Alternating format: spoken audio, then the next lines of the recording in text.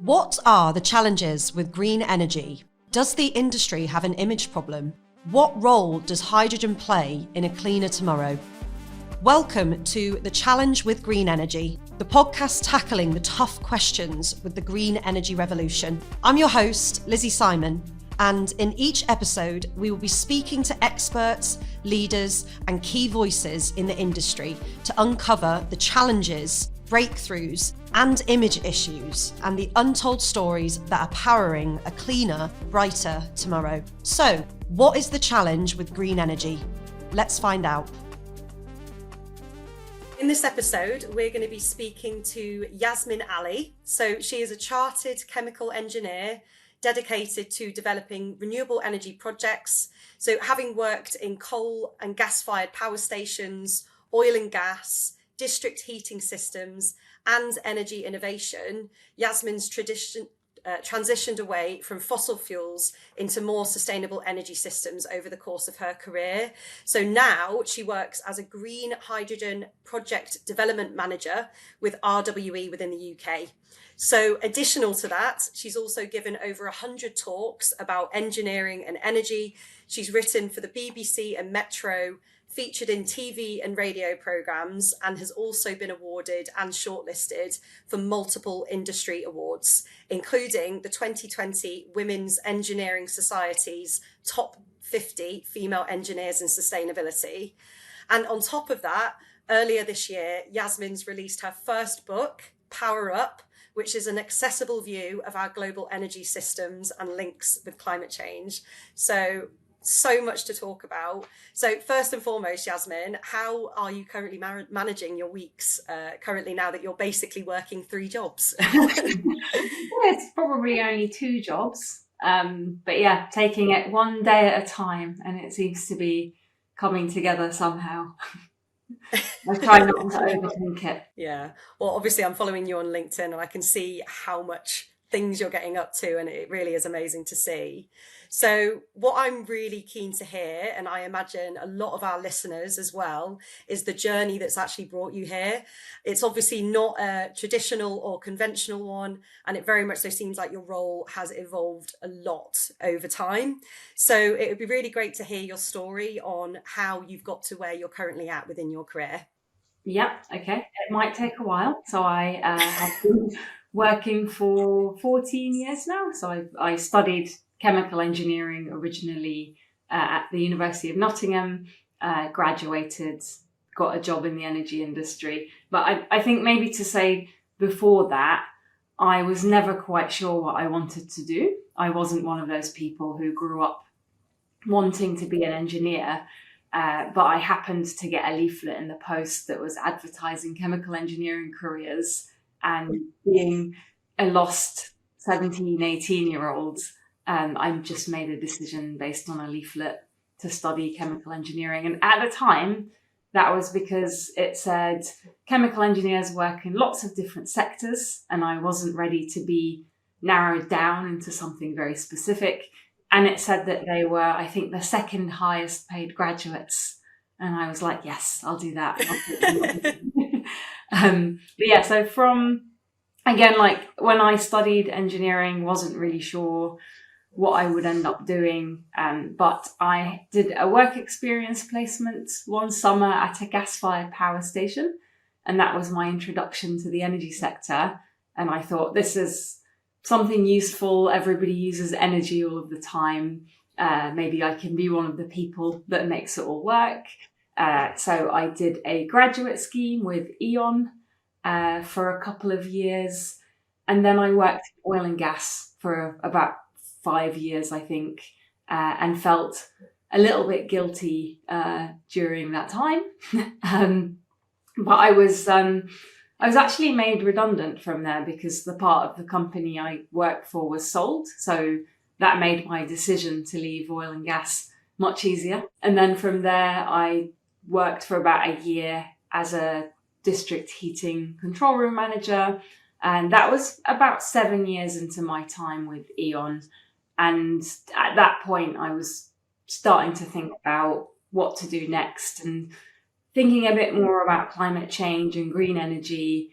And I decided to quit my job without another job to go to, and just take some time off and think about what to do next and apply for new things. And in that time, that's when I started really thinking about writing. So that gave me a bit of headspace to do some of that. And at that time off, I thought all I've done is work in these little parts of the energy sector, and I don't really understand how it all fits together.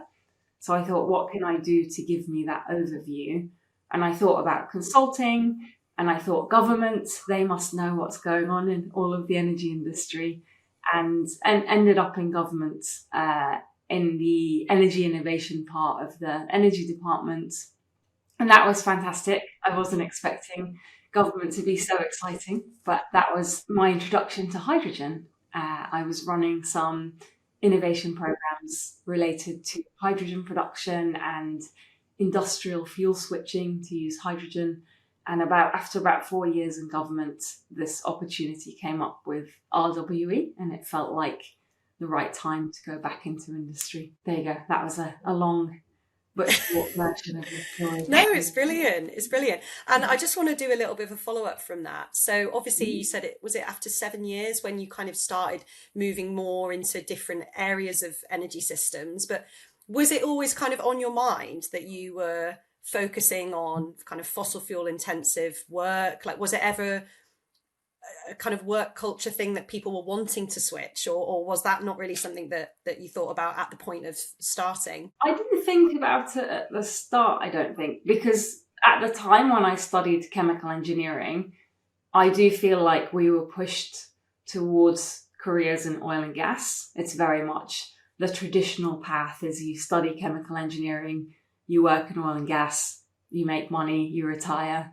job done. But that's definitely changing now. And a lot of the younger chemical engineering graduates coming through don't want that. They want to do something different. They want to be more involved in sustainability or just a wider range of industries. So I think I just kind of blindly followed what I thought I was supposed to do. But then there was this thought in the back of my mind of, should I be doing something else? I'm from Iraq originally, so I spent my childhood there, and that's a country that's very much impacted by the politics of oil and gas. So that was playing on my mind as well. I think that being made redundant was kind of lucky for me. I know it's usually a very negative experience, but for me, it came at a good time, and it gave me that break to then go, oh, okay, what do I do now? And forced me to think. And then I did start to see some of my graduate scheme colleagues were starting to move off into different directions. So some were starting to work in wind and solar and things like that. So there was a little bit of peer pressure involved. Well, I think that's always the way, isn't it? The fact that you said at the start that was the only option for you, that was the only thing out there, but now there's so many different route ways into that type of career. So it is really exciting and interesting to hear about how your role has evolved, but also how career options have evolved within the engineering sector. So we're going to now move on to, I guess, maybe more slightly trickier questions, which is around the challenges surrounding the green energy industry.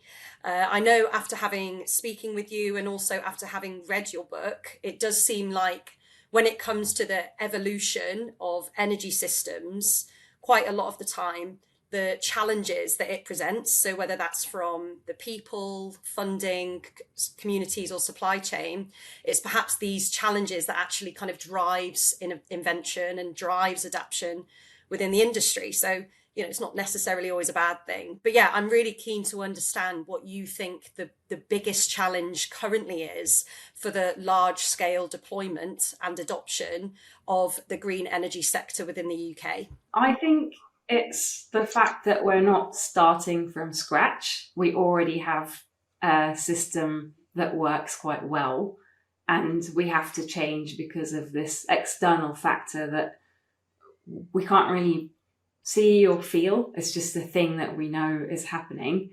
And that's quite difficult to shift from something that exists and that works and that's been there for, I don't know, however many years, and it's been built up over the last, I'm going to say 150 years, but it might be longer than that, I'm not sure.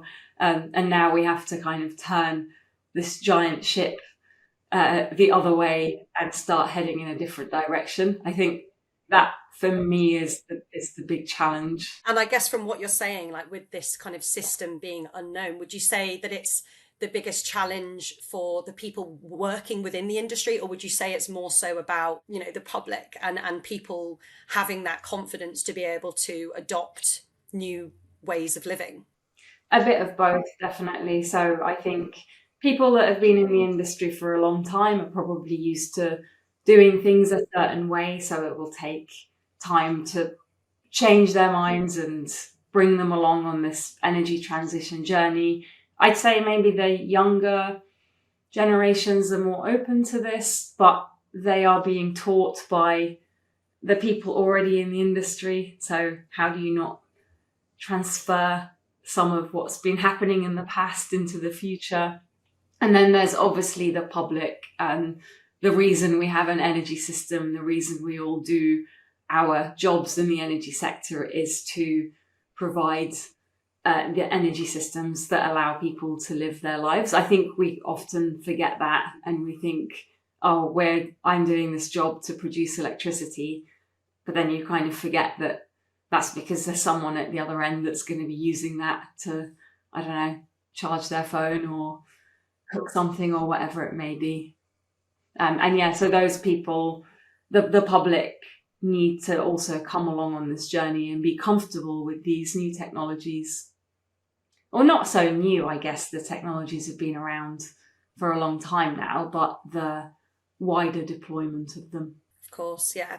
And I know that you mentioned in your book of how Finland is an example of a country that's absolutely leading in the adoption of green energy across the whole country. And a big part of the work that has been undertaken is in that engagement with the public to almost de-risk it and to empower communities to almost not only be working on it but teaching about it. And I think obviously now when you look at Finland, like they absolutely are a country that is dominating the scene. And yet, you know, I feel like in the UK, so before we did this podcast, we actually went out and spoke to the public just to see, you know, what do people know about hydrogen? And we had such a variety of answers that the large part of people were just saying either I don't know, or, you know, a flammable, dangerous gas that I probably wouldn't want in my home, or the Hindenburg. So, you know, I think there is a lot of work to be done still in the UK in terms of that kind of de-risking of the industry. So I guess just as like a little bit of a follow-up, but is there anything that you're doing on the large projects that you work on as a way of kind of working with the public or empowering communities with the projects that you're working on? Yeah, so any project, when you get to the point of applying for planning permission, you go through the public consultation process, I suppose it is, and you open up your project to the public and invite them in to have a look at what you're doing and explain what's going on. So we are starting to do that with our more advanced projects. But I think as an industry, there's probably lots more we could be doing to explain what hydrogen is and what it's going to do in the future and where it fits in the energy transition. And it's not going to come from one company. I think this is something that we will do as a sector, for example, maybe led by Hydrogen UK or a similar sort of organisation. And I personally do a lot with younger people, so I make an effort to go to schools and speak to young people and explain what's going on. I think they might be the key to getting to the adults as well. If they go home and talk to their parents or carers about what they've learnt, maybe that starts to shift the dial a little bit. Definitely. And that's actually the fact that you said that, that's something that we've really recognised at Hydrogen Safe as well. So something that we've started doing is we've started like a TikTok account to try and educate about what hydrogen is, what green energy technologies exist, almost as a tool to try and de-risk the industry, but to actually get to that younger audience, because I think you're completely right. They almost hold the key to be able to future-proof the implementation of the sector. So I guess my next question for you is, do you think the green energy sector has an image problem? And if so, what do you think we need to be doing more of as an industry to address this? I think it depends which bit of the green energy sector, because I think people generally like wind turbines as long as they're not in England and on land. People seem okay with solar. I think that those two technologies seem to have captured people's acceptance and imaginations. But then if you look at nuclear, that has quite a challenge when it comes to public perception. Hydrogen, I think people just don't really know enough about it. But as you said, they do associate it with dangerous gas and explosions and things like that. So that's not too great. But I think as an industry, we're probably doing okay compared to others. If you look at the fossil fuel industry, and we should build on that and make sure that we don't screw it up, I think, and just keep going with that enthusiasm. Because I think people do care about the environment and they do want to see this energy transition, and they do realize, I think, that these technologies are going to get us there. I think one challenge is the cost. So we have to deliver this at a reasonable cost to the public. And then I think for me, one really important thing, especially with hydrogen, is to deliver these projects safely. I think if we have one small accident, that's going to have a really big impact on public perception.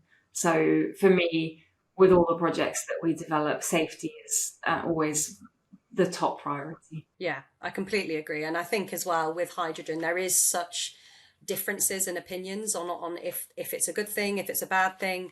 And unfortunately, there has also been things in the media of trials going through that haven't worked. And it can kind of create this disparity on if it is going to be a kind of a solution for the future. So just as like a little bit of a follow-on question, just because obviously I know that you are quite heavily involved in being an ambassador for women in STEM careers.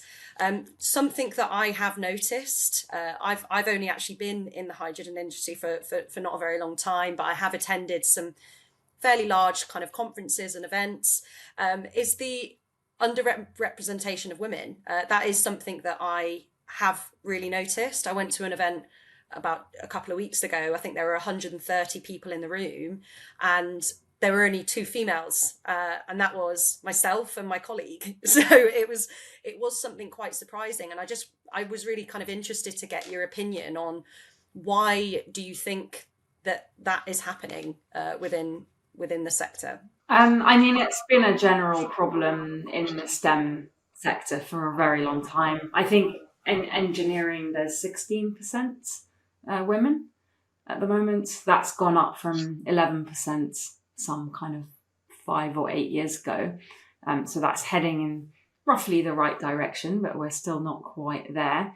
I'm surprised to hear that about hydrogen, because some events I've been to have been quite good compared to some of the other sectors I've worked in. But I think as we transition and we build up this new industry, the talent pool will probably be people who've worked in conventional power generation, oil and gas industries. So there is a risk of taking that lack of diversity from those industries and then bringing that into the hydrogen sector. But I think it's probably better at the younger scale. So there's, I don't know, this is just anecdotal, but I feel like there are more women doing chemical engineering now.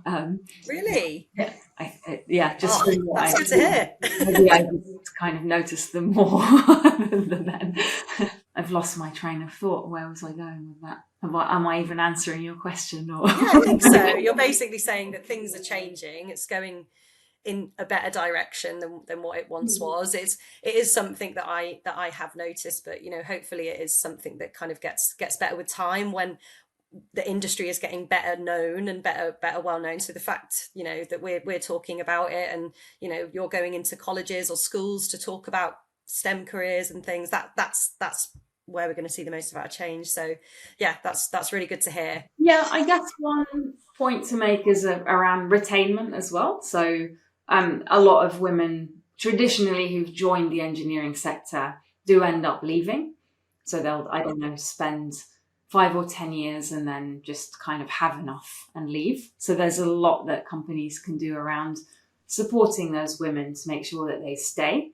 That's another issue, I think, that we need to be aware of, and make the workplace more flexible and friendly, or whatever it is that is needed to keep those women with us and not to push them out to other industries. So as a way to tackle a lot of the kind of misconceptions and myths that exist within the green energy sector, something that we're going to be doing in this podcast is a little bit of like an educational bit.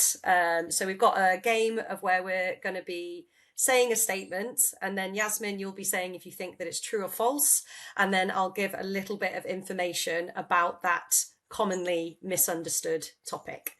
So are you ready, Yasmin? Mm-hmm. Okay, so the statement is hydrogen fuel cells are only used in cars. Is it fact or fiction? Fiction. Yes, well done. So yeah, it is fiction. So hydrogen fuel cells are used in various applications. So not just cars, but buses, trucks, forklifts, and stationary power generation.